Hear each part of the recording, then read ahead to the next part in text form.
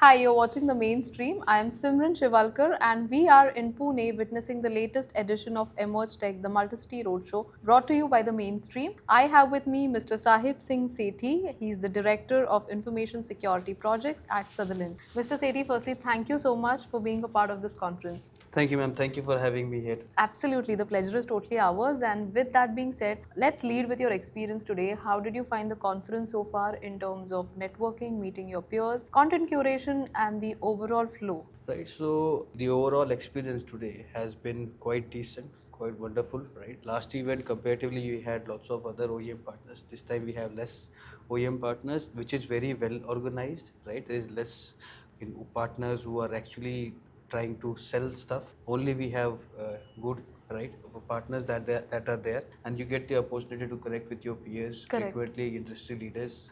They are all here available. We talk to them. We do a knowledge sharing session. So that's always a better opportunity that's there. And in terms of overall flow, what I see right now is that it's going pretty smooth. Right, there's not heavy content that's there. It's very light. It's made sure that you're not actually yawning or anything. People tend to do that, right? We post lunch or post dinner, of course, right? They're not yawning or anything. People are equally engaged and they are asking questions in more involved rather than it's not a more gyan session that you may call it, right? So it's quite good so far.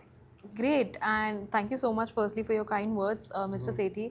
I want to understand from you, today's theme is future ready leadership innovating with emerging technologies.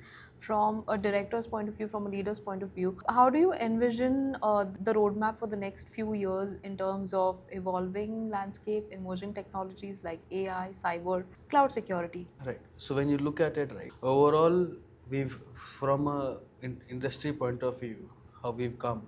You had that Nokia incident or a Kodak movement, right? Correct. Right. So those kind of stuff. Now, if you don't adopt the AI technology which is out there, you will be left behind. Right. Right. So though we right now say that with AI, a lot of L1, L2, this is of course my perspective. Everyone has his own perspective, right? So though with AI coming in, we say that L1, L2 jobs may go eventually, but at the same time, there would be other opportunities that may end up in our plate, right? Who would have thought, a few years back, right?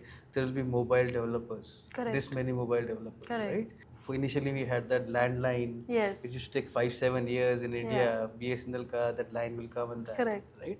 And then you have Nokia black and white phones. Correct. And now you have all Android phones, right? And on all smartphones, and you have smartphone developers. Correct. So we've evolved, right? Just a basic example, we've evolved. Similarly, if you don't adopt this AI, someone will adopt it for you. For you. Right? So if you're not able to do it, that's fine, but your kids will do it for you. Right. Right? So right now, if you look at our parents, even they have adopted to smartphones. Correct. Right? Our 50, 60 years, 70 years ka individuals, right? They've gone ahead and adopted to those smartphones. Right. So you might have seen Manmohan Singh's wife in one of the videos. First, he was using that normal KOT wala phone, normal wala. Now she's also using a smartphone. Right. So people adopt. So you have to adopt. There is no way around it. So AI will drive the next decade. Would it be safe to assume so?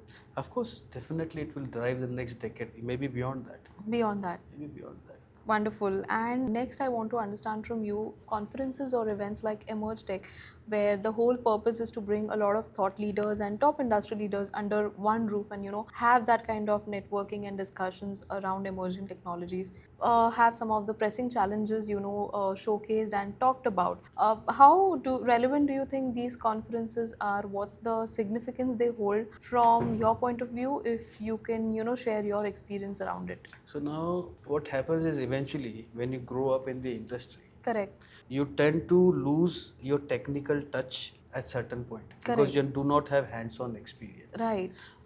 And connecting with all the leaders here, you share your knowledge, have discussions around it, you gain knowledge, and based on that knowledge you gain or based on the knowledge you share, right, all the experiences you share, this is very much relevant to what we are doing in our own organization. Correct. Or how we can help each other. Right? So that's of course very helpful, beneficial for everyone who's attending these sessions. Right. And at the same time, because these events not that technically driven, right? It's kept at very light so that even a layman can understand, Correct. right? Because not all CISOs or CIOs are technical. Correct. Correct.